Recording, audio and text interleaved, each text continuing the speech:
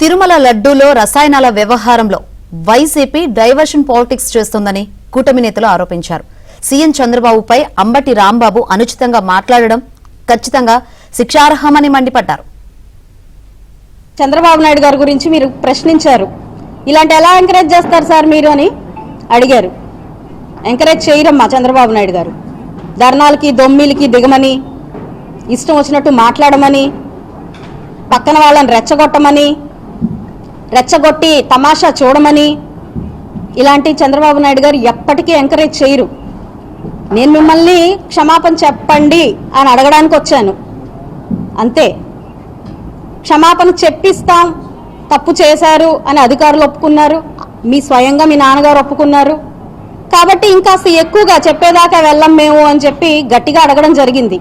ఎందుకంటే మీరు చేసిన చాలా తప్పు.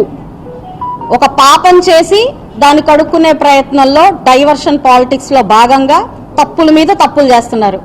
దాన్ని క్వశ్చన్ చేస్తే దాన్ని మళ్ళీ reverse me as per your game దాన్ని మొదలు పెడుతున్నారు.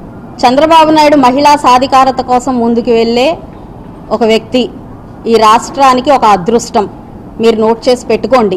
డైవర్ట్ పాలిటిక్స్ కులం మీద గుర్తారు. ఈసారి తిరుమల కల్తీ నెయ్యి ఇష్యూ, లడ్డు కల్తీ నెయ్యి ఇష్యూ మార్చడానికి జగన్ అండ్ బ్యాచ్ కాపు కులాన్ని బలిపశువుని చేస్తూ ఉందా, కాపు కులాన్ని వాడుకుంటా ఉందా? కాపు నేత అని చెప్పి వైసీపీ పోస్ట్ చేసింది. ఇది బాగా వైరల్ చేస్తున్నారు వాళ్ళు.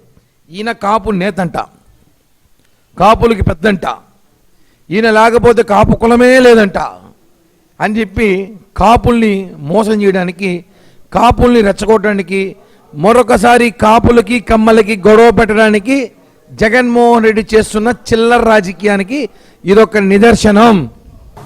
ఒళ్ళు బలిసిన మాటలు ఒకళ్ళు మాట్లాడితే దాన్ని తట్టుకోలేక ఇంకొక రియాక్షన్ చేశారు. దాంట్లో పవన్ కళ్యాణ్ గారు ఏం సమాధానం చెప్పాలి? ఆ కుటుంబంలోని ఆయన కుమార్తె గారు వచ్చిన ఏదో క్వశ్చన్ వేస్తుంది. మా ఆడపిల్లలంటే పవన్ కళ్యాణ్ గారికి ఎంత అభిమానం ఉంటుందో నువ్వు చెప్పవసరం లేదు, నీకు మేము చెప్పాల్సిన అవసరం లేదు. రాష్ట్రంలో ఉన్న ప్రతి గృహిణికి తెలుసు ఈ రాష్ట్రంలో ఆడవారి పట్ల ఎంత జాగ్రత్తగా ఉండమని చెప్పేసి కాషన్ చేస్తున్నాడు. వాళ్ళ గతంలో ఒకసారి మీ నాన్నగారు ఏం మాట్లాడారు గుర్తు తెచ్చుకోను.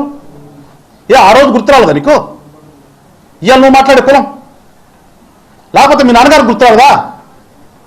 ఆ రోజు మాట్లాడుతున్నప్పుడు ఎప్పుడైనా మరి ఇదే రకంగా నిన్న వచ్చి ప్రెస్ మీట్ పెట్టావు, ఎప్పుడైనా చెప్పావా మరి మీ నాన్నకి? నానా మేము కూడా ఆ కులమేను, నువ్వు మాట్లాడద్దు వాళ్ళ గురించి, భవిష్యత్తులో ఎప్పుడన్నా మనకు అవసరం అవుతుందేమో అని చెప్పావా? చెప్పలేదు. ఎందుకంటే కారణం ఏంటో నీకు తెలుసు. ఎందుకు నువ్వు రాలేదో, ఎందుకు మాట్లాడలేదో నీకు తెలుసు ఆ విషయం. అందుకని ఇవాళ మీకు నెప్పిదలకంగానే కులము, మీకు అవసరమైనప్పుడు కులము కాదమ్మా, ఒకసారి గుర్తుపెట్టుకోండి. జంతుకోలేదు అయినా మాట్లాడేశారు. సిగ్గు లేదంటాయా? అంత సిట్టు కాగితాలు రాసి ఇంత చేతికి ఇచ్చి, అయ్యా దీంట్లో కల్తీ జరిగింది, దీంట్లో నెయ్యే లేదు, పాలే కొనలేదు, అసలు చేసిందంతా కూడా తప్పు అని చెప్పని నివేదిక ఇచ్చిన తర్వాత కూడా సిగ్గు లేకుండా, లజ్జ లేకుండా, మానవ లేకుండా మాట్లాడుతున్నారే. ప్రజలు చూస్తూ ఉన్నారు. ఇప్పుడేమో 11 ఇచ్చారు, రాబోయేటువంటి రోజుల్లో అది సింగిల్ డిజిట్కి పడిపోతుంది. మర్చిపోబాకండి. ప్రజలు ఎప్పుడు కూడా చాలా ఆలోచన, నేను తప్పు చేసినా కూడా సరే నన్ను కూడా నిలదీస్తారు, నా ప్రభుత్వాన్ని కూడా నిలదీస్తారు. ప్రజలు అంత ఆలోచన పనులు కాకుండా పోలా. గతంలో మీరు చేసినటువంటి తప్పుల వల్లనే ఈ రోజున వైసీపీ ప్రభుత్వం 11 మిగిలిపోయింది.